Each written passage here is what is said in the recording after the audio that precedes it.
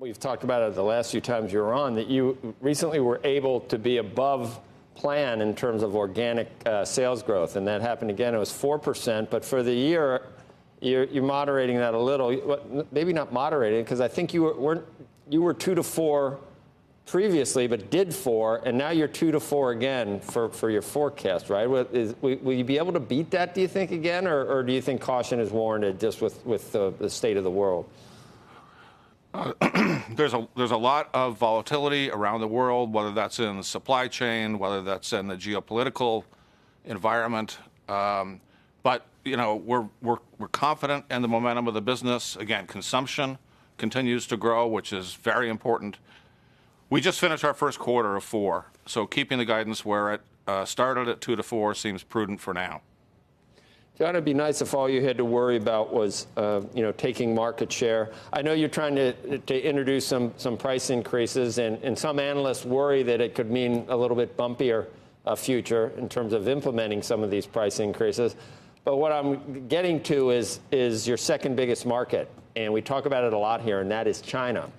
And CEOs are faced with really trying to thread the needle there. We want to satisfy the Chinese consumer, the great people in China, but some people are uncomfortable with some of the moves we're seeing from the leadership there and the CCP, and maybe some of the future moves that could be downright hard to deal with as to whether you want to be seen as enabling that regime. Do you have to think of that very much, John, or you just thinking about, store shelves, keeping them full in a supply chain problem? We're thinking about, serving consumers and doing it the right way.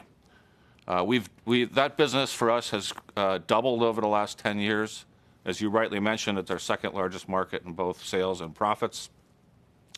The market was a little flat in the last quarter. We delivered top line in line with a year ago, but on a 2-year stacked basis, we delivered 12% growth, which is about in line with current market growth in our categories of about 6% per annum. So again, we're going to continue focusing on serving consumers in a superior way around the world, doing it the right way.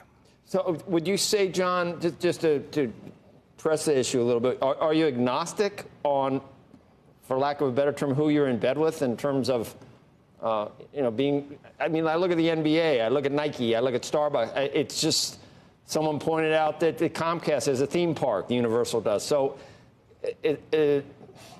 you have to be there, but there are going to be some ramifications and things are going to be written. You also, Procter Gamble was pointed out, helped develop a technique being tested in China to try to get around some iPhone privacy issues. I don't know if you want to comment on that, but then you've also developed your own way to sort of monitor consumer behavior, and maybe you won't need to do that anymore. But that was written about with sort of kind of a negative tilt. Well, we aim to have a one-to-one relationship with consumers around the world, where they choose to enter into that relationship, and in a manner and fashion that they choose to interact with us. That allows us to serve them optimally, efficiently, effectively for them. And so that's a desired outcome, again, when it's welcomed by consumers. Do you also, John, think that things are going to loosen up in terms of the supply chain and inflation is only transitory? Or what are you factoring into your 2- and 3-year projections for inflation? And will we expect any shelves to be downright bare again? I know Christmas could be a problem, maybe consumer goods a little bit less so, but are we on the other side of these disruptions at this point?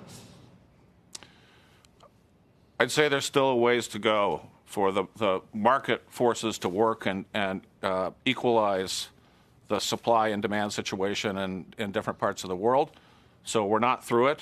In the quarter we just completed, despite delivering earnings about equal to a year ago, we had about $600 million after tax and increased commodity and transportation costs that relate to those supply chain dynamics that you described. There's another side of the equation, though, which we're not talking a lot about, and that's what's driving that supply shortage, which is demand. And demand is very strong on a global basis. Consumption in the U.S. continues to grow Markets growing globally 3 to 4%, at an even higher rate in the U.S. So as the supply chain equalizes itself, that underlying consumption and demand should lead to very attractive operating conditions.